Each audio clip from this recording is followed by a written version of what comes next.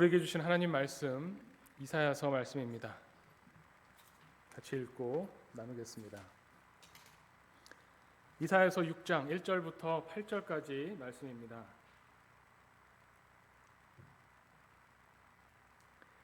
우시야 왕이 죽던 해에 내가 본즉 주께서 높이 들린 보좌에 앉으셨는데 그의 옷자락은 성전에 가득하였고 스랍들이 모시고 섰는데 각기 6날개가 있어 그 둘로는 자기 얼굴을 가리었고 그 둘로는 자기 발을 가리었고 그 둘로는 날며 서로 불러 이르되 거룩하다 거룩하다 거룩하다 만군의 여호와여 그의 영광이 온 땅에 충만하도다 하더라. 이같이 화답하는 자의 소리로 말미암아 문지방의 터가 요동하며 성전의 연기가 충만한지라. 그때 내가 말하되 화로다 나여 망하게 되었도다. 나는 입술이 부정한 사람이요 나는 입술이 부정한 백성 중에 거주하면서 만군의 여호와이신 왕을 배웠음이로다 하였더라. 그때에 그 스랍 중에 하나가 부젓가락으로 제단에서 잡은 바 핀 숯을 손에 가지고 내게로 날아와서 그것을 내 입술에 대며 이르되 보라 이것이 내 입에 닿았으니 내 악이 제하여졌고 내 죄가 사하여졌느니라 하더라. 내가 또 주의 목소리를 들으니 주께서 이르시되 내가 누구를 보내며 누가 우리를 위하여 갈꼬 하시니 그때에 내가 이르되 내가 여기 있나이다 나를 보내소서 하였더니 아멘. 네, 오늘 말씀은 8절까지 함께 나눴습니다. 9절부터는 하나님께서 이제 말씀하시는 내용들이 전개가 됩니다.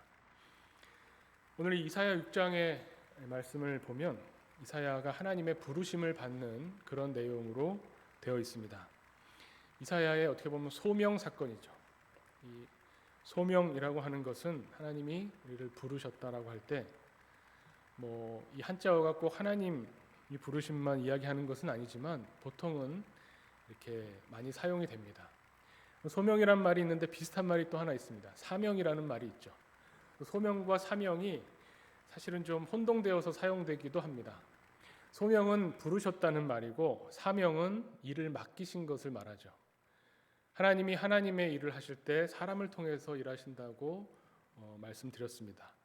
사람을 통해서 일하시는데 먼저 한 사람을 부르시고 그 사람이 하나님께로 나와서 하나님 내가 여기 있습니다. 나를 보내소서 할 때 하나님의 일을 맡기시죠.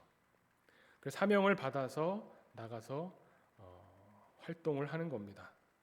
그런데 이 이사야의 소명 사건이 그렇다면 이사야가 그전에는 선지자가 아니었는데 이 사건을 통해서 완전히 변해서 이후로는 선지자로 살았다라고 보기도 하지만 하나님의 부르심은 사실 평생에 한 번 있는 것은 아닐 겁니다.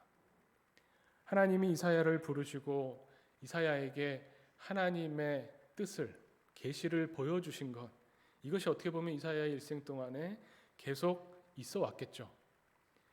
이사야서는 독특하게 그래서 이사야의 소명 사건이 6장에 나옵니다. 다른 선지자들은 하나님이 나를 부르셔서 이제 내가 이 말씀을 전한다라는 게 맨 앞에 나오는 선지자들도 꽤 많은데 이사야는 6장에 나오는 거죠. 그럼 왜 6장에 나올까? 막상 6장을 읽어보면 하나님이 가서 전해라 라고 말씀하시고 그 전하는 내용은 알맹이는 안 주세요. 6장에 안 써 있습니다.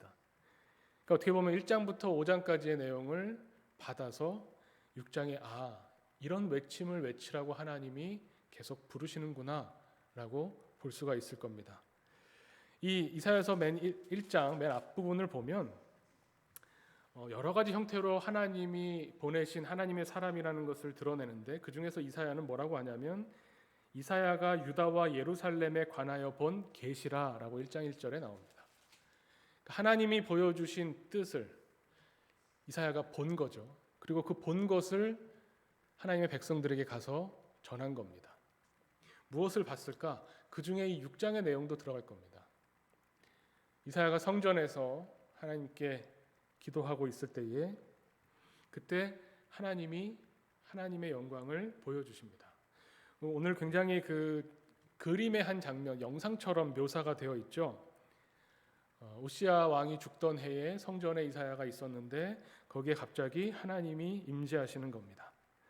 주께서 높이 들린 보좌에 앉으셨고 옷자락이 성전에 가득하고 천사들이 와서 하나님을 찬양하는데 거룩하다 거룩하다 거룩하다. 이 거룩하다를 3번 하고 말았다 이런 의미가 아니라 이 천사들이 계속 하나님의 거룩하심을 찬양하고 있었다는 겁니다. 세 번이 나왔다는 것은 계속 이어지는 찬양을 말하고 있죠. 그러면서 그 영광이 온 땅에 충만하다고 선포합니다. 그리고 이사야는 그 하나님의 영광을 보고 체험하게 되었습니다. 그때 일어난 반응이 뭘까요?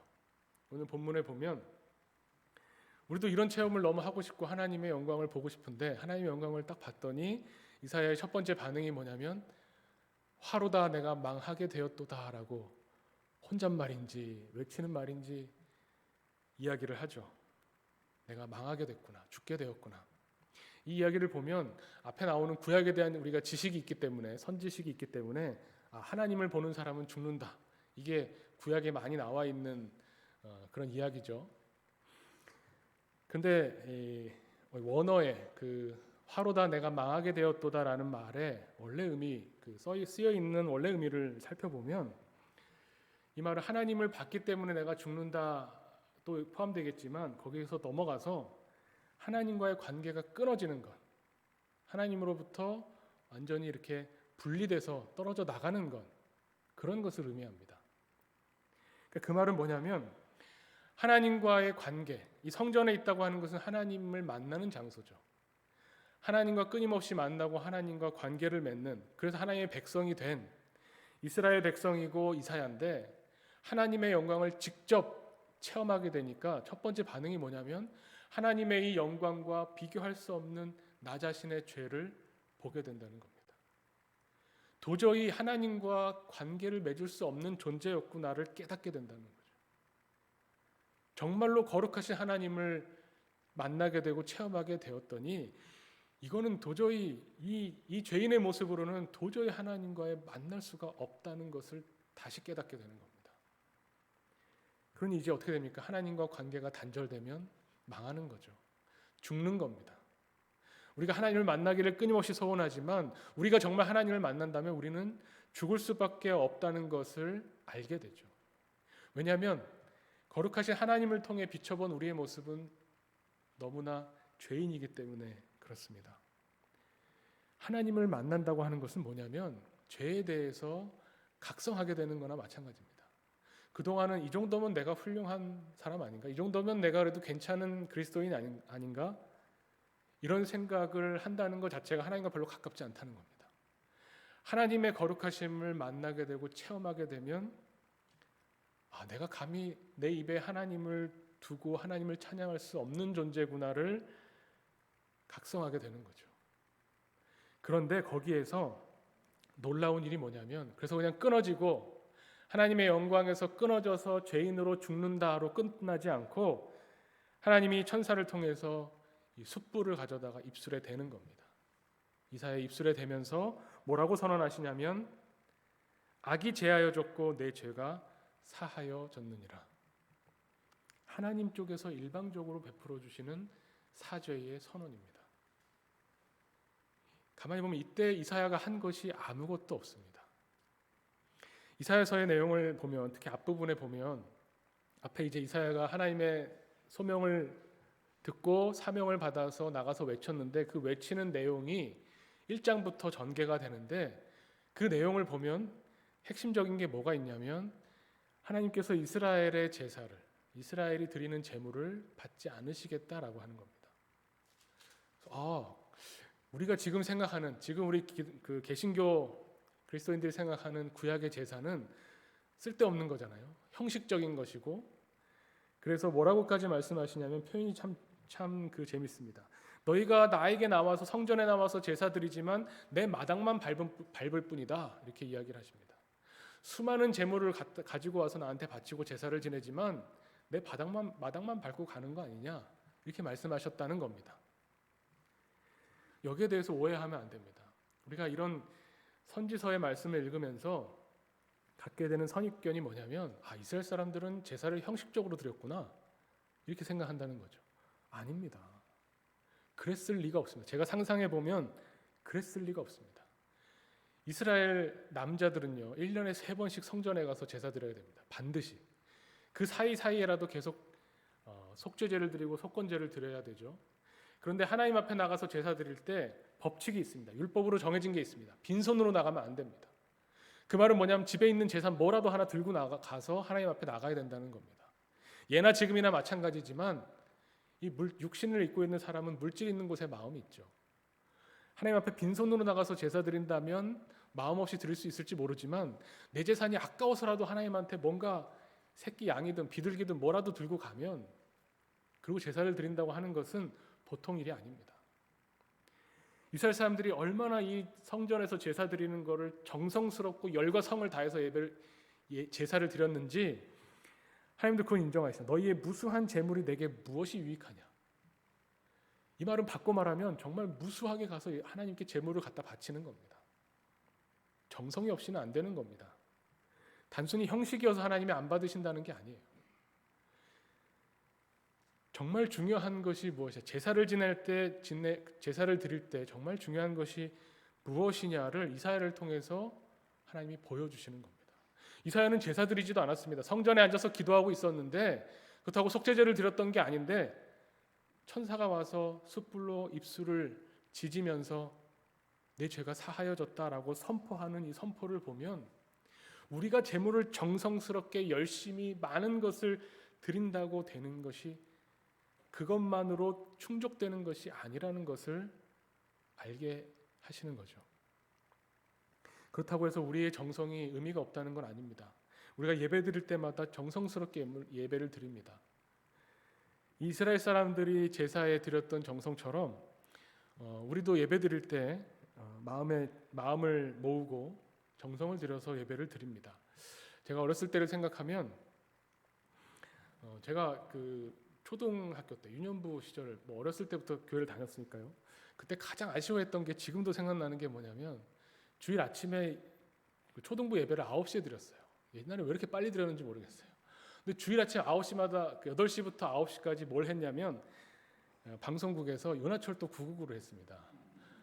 1980년이죠. 요즘 청년들은 죄송합니다. 청년들에게 전혀 모르시겠지만 은하철도 999를 8시부터 9시까지 하는데, 그래서 꼭 제가 그 에피소드의 뒷부분을 몰라요. 9시에 그 예배를 시작하니까 집이 가까웠지만 뒷부분을 항상 놓치는 겁니다. 그게 항상 아쉬웠던 기억이 납니다. 근데 그 아쉬움을 가지고 혼나니까 그래도 가서 9시에 예배 시작할 때는 반드시 있었죠. 늦진 않았습니다. 그런 기억, 또 아주 어렸을 때지만 교회 가던 그 길, 주일 아침에 차도 별로 없고 사람도 없는데 교회를 걸어가던 그 길, 이런 것들이 생각이 납니다. 어떻게 보면 우리가 예배를 드린다고 하는 것, 구약의 제사가 지금의 예배죠. 이 예배를 드린다고 하는 것에 정성이 없을 리가 없습니다. 문제는 우리의 정성이 하나님이 우리를 용서하시고 우리를 만나주시는 것의 전제가 아니라는 겁니다. 정성이 필요 없다는 말씀이 아니라 하나님의 손에 달려있다는 것을 표현하는 겁니다. 예배는 하나님의 손에 달려있습니다. 하나님이 우리를 만나주시는 것이고, 하나님이 우리의 죄를 사하여 주시는 것이고, 하나님이 우리를 부르셔서 우리가 여기 오게 됐다고 하는 것을 잊어버리면 안 된다는 거죠. 우리의 정성에, 우리의 노력에, 우리의 마음에 기대하는 것이 아니라 하나님께 기대하는 마음으로 나와야 된다는 겁니다. 그것을 이사야가 환상 중에 보고 자기가 본 것을 이스라엘 사람들에게 전하는 거죠. 개인의 소명 체험만을 말하는 것이 아니라, 이 이사야가 내가 망하게 되었구나, 하나님과 이제 끊어지겠구나, 이 죄 때문에 나는 죽게 생겼구나라고 하는 것이 이사야 개인만의 죄가 아니라 이 이스라엘 백성 공동체의 죄를 지고 하나님 앞에 어떻게 설까, 여기에 대한 고민을 담고 있는데 하나님이 만나 주신다는 것을 선언하는 겁니다. 우리는 이제 이 구약의 제사를 넘어서서 예수 그리스도를 통해서 하나님이 우리를 구원하시며 우리의 죄를 용서해 주시는 이 선언을 듣기 위해서 예배에 나오죠. 우리가 지금 예배드리는 이 순서와 형식이 어떻게 보면 이 이사야서 6장을 근거하고 있습니다. 우리가 주보를 보시면 아시겠지만 가장 먼저 하나님께 경배 찬송을 드립니다. 오늘 찬양이 거룩 거룩 거룩이었는데요. 하나님의 거룩하심을 우리가 찬양합니다. 이 찬양은 끊이지 않고 계속되는 것이죠. 그리고 하나님 앞에 나와서 하나님의 영광을 만날 때에 우리가 하나님 앞에 참회의 기도, 회개의 기도를 하게 됩니다. 이사야가 깨닫게 된 이 죄에 대한 각성, 이것은 어떻게 보면 하나님의 사람에게 필수적인 겁니다. 선지자가 누구냐라고 했을 때 여러 가지로 표현할 수 있겠지만 오늘 이사야서를 읽으면서 깨닫게 되는 것은 첫 번째는 하나님이 보여주시는 것을 보는 사람이고요. 두 번째는 하나님이 보여주시는 것을 봄으로써 자기 죄가 얼마나 큰지 죄에 대해서 민감해지고 예민해지는 사람입니다. 자기의 죄뿐만 아니라 세상의 죄, 하나님의 백성의 죄까지도 민감하게 보게 되는 사람이 선지자죠. 그런데 하나님께서는 무슨 제사나 어떤 것을 통해서가 아니라 하나님 편에서 일방적으로 사죄를 선언하십니다. 내가 그 악을 제하겠다. 내가 죄를 용서해 주겠다. 그것이 우리가 참회의 기도 마지막에 나오는 하나님의 말씀, 사죄의 선언입니다. 그리고 나서 이제 주님의 음성에 귀 기울입니다. 우리가 하나님 앞에서 회개하고 내 죄를 봄으로써 이 죄에서 하나님이 구원해 주신다는 이 죄에서 돌이킴을 경험하고 나서 그 다음에 하나님의 구원을 바라보는데 하나님의 음성을 기다리는 거죠. 하나님이 말씀하십니다. 내가 누구를 보낼까? 라고 할 때 이사야가 응답합니다. 어떻게 보면 봉헌 찬송과 파송의 찬송이 같이 들어가 있으면서 교회는 다시 예배를 마치고 세상으로 나가게 되죠. 이것이 어떻게 보면 우리가 하나님을 만나는, 하나님의 부르심에 나아가서 하나님을 만나고 하나님의 응답을 듣고 다시 세상으로 나가는 이 소명 사건, 또 사명을 받는 사건이 계속 예배를 통해서 재현되는 겁니다. 그렇게 본다면 아까 말씀드린 것처럼 이사야가 말해주고 있는 하나님의 사람, 구약에서는 선지자라고 특별한 사람이 있는 것 같지만 사실 지금 우리 모두가 하나님의 부르심을 받은 사람들입니다. 이 현대 사회를 그리스도인으로 살아간다고 하는 것은 그냥 사는 것이 아니라 하나님의 부르심을 받은 사람이고 하나님의 부르심에 응답한 우리로서는 사명을 받은 사람들입니다. 그렇게 산다고 하는 것이 무슨 의미인가?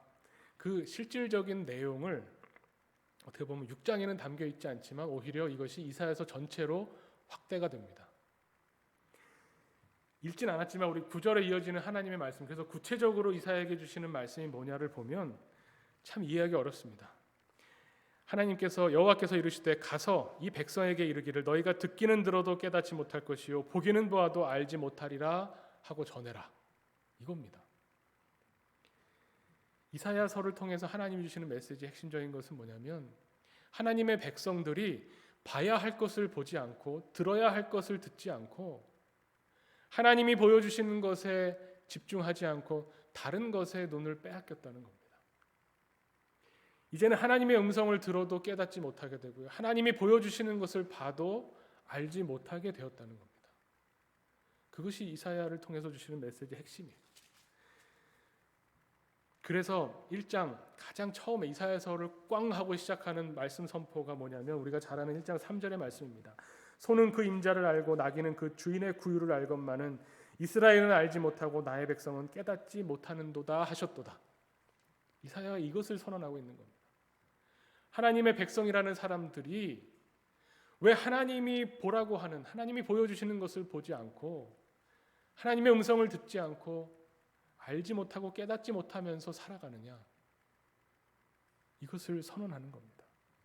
아무리 정성스럽게 하나님께 제사를 드려도 하나님의 눈으로 세상을 보고 나 자신을 보지 못한다면 그냥 마당만 밟고 가는 것과 똑같다는 겁니다. 그러면서 말씀하시죠. 그러면 우리가 직접적으로 해야 될 것이 무엇입니까? 그 결과로 나타나는 것을 말씀하시는 게 1장 17절의 말씀입니다. 선행을 배우며 정의를 구하며 학대받는 자를 도와주며 고아를 위하여 신원하며 과부를 위하여 변호하라 하셨느니라. 너무 우리가 다 아는 말씀입니다. 그냥 구제를 많이 하면 되는 겁니까? 구제가 결과로 드러날 뿐이죠. 결과가 아무리 똑같아도 동기가 다른 겁니다. 인도주의적인 마음으로 박애정신으로 얼마든지 여기 나와 있는 것처럼 가난한 사람들, 힘없는 사람들, 약자들을 도울 수 있습니다. 그리고 도왔다는 행위가 중요한 것이 아니라 하나님이 보여주시는 것을 보고 하나님의 음성을 들어서 깨달아서 삶이 이렇게 바뀌고 우리의 행동이 이렇게 바뀌는 것이 중요하다는 것이죠. 내 마음대로 내가 관심이 있어서 내가 정성을 다해서 내가 이렇게 하니까 이것이 하나님이 기뻐하시겠지라고 내가 주인이 되어서 내가 주도적으로 무언가를 해 나가면서 그것을 하나님께 가지고 오는 것이 아니라는 겁니다. 하나님이 보내시는 겁니다. 하나님이 우리가 이 세상에서 활동하면서 뭔가 다른 사람에게 사랑을 베풀었다면 그것은 우리 힘으로 된 것이 아니죠. 왜냐하면 우리는 정말 말할 수 없는 죄인이기 때문에 우리 힘으로는 도저히 다른 사람을 사랑할 수 없는 존재라는 것을 우리가 예배 때마다 하나님의 부르심을 들을 때마다 알게 되기 때문에 우리는 감히 그렇게 생각할 수 없는 겁니다. 우리가 하나님께서 부르셔서 예배자로 섰다고 할 때에 그냥 말로만 표현으로만 그런 것이 아니라 정말 우리가 하나님의 부르심을 듣고 이 자리에 나와서 하나님의 마음이 어떠한지 하나님이 보시고 있는 하나님의 눈으로 세상을 바라보게 되는 것이 중요한 겁니다. 이사야는 자신이 하나님의 부르심을 받은 이 소명 사건을 이야기하면서 하나님이 보여주신 것을 말하는 사람이었다는 것을 우리가 보게 됩니다. 선지자는 이런 사람입니다. 예언자는 이런 사람입니다. 우리로 말하면 그리스도는 이런 사람입니다. 세상이 보여주는 대로 이 세상을 얼마나 객관적으로 얼마나 통계적으로 이 세상을 파악하느냐, 물론 그것도 알아야 됩니다. 그걸 무시하자는 얘기가 아닙니다. 이 세상을 객관적이고 현실적으로 파악하지 못하면 소양이 부족하죠. 무식한 겁니다. 무식한 그리스도인이 될 수는 없죠. 그런데 거기에서 그리스도인이라고 불리려면 그것으로 그치면 안 되고 그것을 뛰어넘는 하나님이 보여주시는 세상을 볼 수 있어야 된다는 겁니다. 이사야가 하나님의 백성들에게 선포했던 이 말씀은 하나님이 보여주신, 그래서 이사야가 본 계시를 선포한 겁니다. 이후에 나오는 이사야서를 그냥 읽어보면 아주 간단합니다. 이 6장에 이사야가 이 이야기를 다시 거론하면서 자기 소명 이야기를 하는데 가장 처음에 뭐라고 이야기하냐면 우시야 왕이 죽던 해라고 이야기하죠. 우시야 왕은 어떤 왕이냐면 남유다에서 따지면 다윗과 솔로몬 이후에 가장 위대하고 강력한 왕이었습니다. 남유다를 52년 동안 다스렸어요. 정말 가장 길게 다스렸죠. 우시야 왕 때에는 주변에 있는 암몬으로부터 조공을 받았습니다. 우리는 보통 선지서들을 읽으면서 아이고 맨날 망한다 심판받는다 이런 선지자들의 선언을 들으면서 다윗과 솔로몬 이후에 남유다와 이스라엘이 계속 어려워지고 망해가는 줄 알지만 사실 아닙니다. 부흥기가 있었어요. 북이스라엘 같은 경우는 아합 왕 때 가장 강력했습니다. 남유다 같은 경우는 우시야 왕을 중심으로 남유다가 굉장히 강력해졌습니다. 강력해졌다는 말은 뭐냐면 경제적으로 부유해졌고 군사적으로 외교적으로 많은 영향력을 끼쳐서 사람들이 이스라엘 백성들이 우시야 왕에 대해 거는 기대가 엄청 컸습니다. 야, 다윗 왕 이후로 우리가 이제 이렇게 잘 살게 되는구나. 이렇게 주변국들의 암몬의 조공을 받고 애굽의 변방까지도 우시야 왕의 이름이 떨쳐지는구나.